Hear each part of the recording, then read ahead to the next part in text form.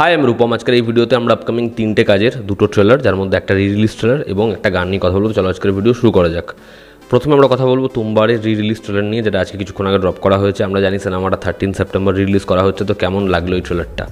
তুম্বার ছবিটা যেই লেভেলের সিনেমাটা যখন মুক্তি পেয়েছিল সেই সময় সেরকম বক্স অফিসে কিছুই করতে পারেনি, এবং তারপরে ছবিটা যে কাল্ট সিনেমা, ছবিটার একটা হিউজ ফ্যান ফলোয়িং তৈরি হয় এবং সেটাকে সর্বকালের সেরা সিনেমাগুলোর মধ্যে ধরা হয়। তুম্বার একটা ব্যাপক সিনেমা।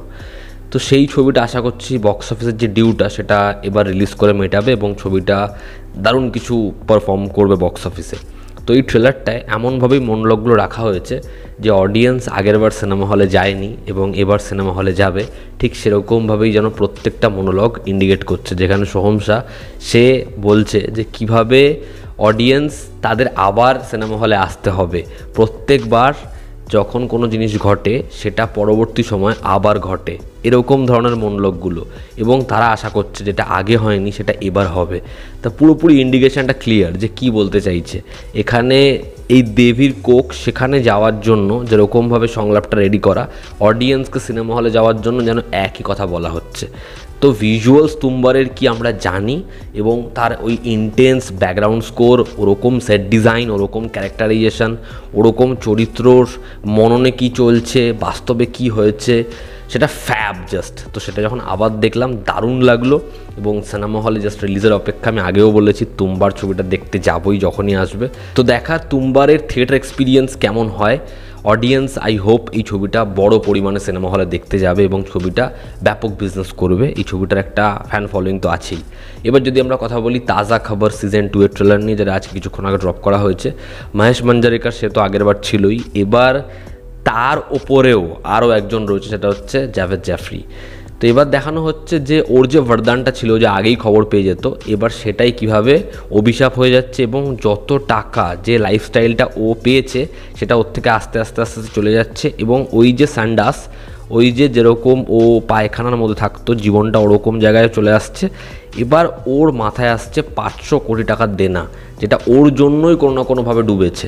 এবার এতগুলো লোক যাদের জীবন ওর জন্য খারাপ হয়েছে, সেটা কিভাবে কোন জায়গাতে আসবে, এবং ওর এই যে বরদান সেটা কি আবার আশীর্বাদ হয়ে ফিরে আসবে। তো ট্রেলারে তারা বেশি কিছু গল্প রিভিল করেনি এবং প্রত্যেকটা ক্যারেক্টার সেম রয়েছে। আর ওর যে পার্সোনাল ক্রাইসিস, ওর যে ভালোবাসা, ওর যে বন্ধুত্ব, প্রত্যেকের সাথে বন্ডিং, সেই জায়গাটাও তো কেচে গেছে। এবার দেখার সেটাকেও শুধরাতে পারে কি না। আর থেকে ভালো ভুবন তাজা খবরে শুধু কমেডি করেনি, ভুবন তাজা খবরে খেটেছে, ভালো পারফরমেন্স দিয়েছে। তো এবারও আশা করছি সেটা মেনটেন থাকবে। মেকিং খুব ভালো, দেখার কেমন হয় শোটা। ট্রেলারটা বেশ প্রমিসিং এবং তারা বললামই গল্পের থিন লাইনটা রিভিল করেছে জাস্ট। তো ট্রেলারটা বেশ প্রমিসিং। এবার যদি আমরা কথা বলি দেবাড়া ছবির দ্বিতীয় গান নিয়ে, এটার নাম হচ্ছে দাবুদি।